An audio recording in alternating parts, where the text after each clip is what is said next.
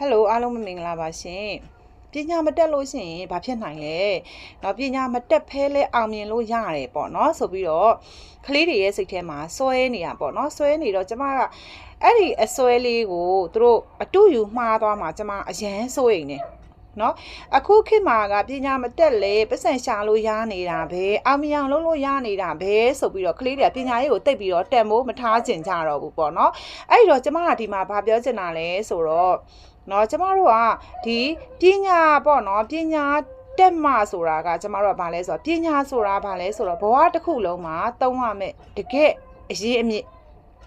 အခြေခံအုတ်မြစ်ပဲအဲ့တော့ကျမတို့ကအပေါင်းတို့အမြောက်စားလေးမှမသိဘူးဆိုလို့ရှိရင်ကျမတို့ကလုပ်ငန်းကြီးတစ်ခုကိုဘယ်လိုစီမံအုပ်ချုပ်နိုင်မလဲ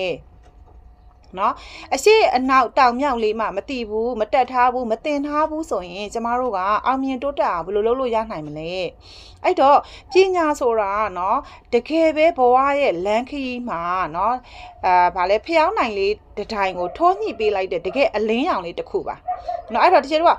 ကျမတို့ကပညာတွေသင်နေတယ်ဆိုတာကလည်းကျမတို့ကစာရေးစာဖတ်တစ်ခုတည်းကိုသင်နေတာမဟုတ်ဘူးဒီဘဝရဲ့လမ်းခရီးမှာသွားတဲ့အခါမှာပေါင်းတဲ့လူမှုပေါင်းတဲ့ဆက်ဆံရေးတွေပြီးလို့ရှိရင်ကျမတို့ကျင့်ကြံနေထိုင်ရမယ်လူမှုကျင့်ဝတ်ကလေးတွေပြီးလို့ရှိရင်ပြဿနာတွေကိုဘယ်လိုဖြေရှင်းရမလဲဆိုတဲ့ဖြေရှင်းပုံဖြေရှင်းနည်းလေးတွေနဲ့ချိတ်ဆက်ပြီးတော့ကျမတို့ကသင်ခန်းစာတွေကိုသင်ပေးရတာဖြစ်တဲ့အတွက်ကြောင့်မလို့ဒီပညာကကြတော့ဗာလဲဆိုရင်ဘဝလမ်းခရီးအတွက်အခြေခံအုတ်မြစ်လေးပဲအဲ့အုတ်မြစ်ကလေးခိုင်မာမှဒါကျမတို့ကလမ်းခီးကိုတက်လှမ်းတဲ့အခါမှာပြိုလဲမသွားဘဲနဲ့ကိုယ့်ရဲ့လမ်းခီးကိုမမမမနဲ့ရက်တည်နိုင်မှာဖြစ်တယ်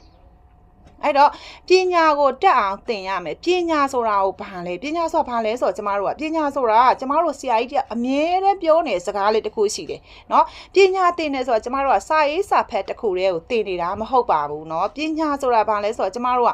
ဘဝမှာဘယ်ဟာကမှားလဲဘယ်ဟာကမှန်လဲဆိုတာကိုခွဲခြားသိမြင်နိုင်မဲ့အသိဉာဏ်လေးရအောင်လုပ်ပေးလိုက်တာ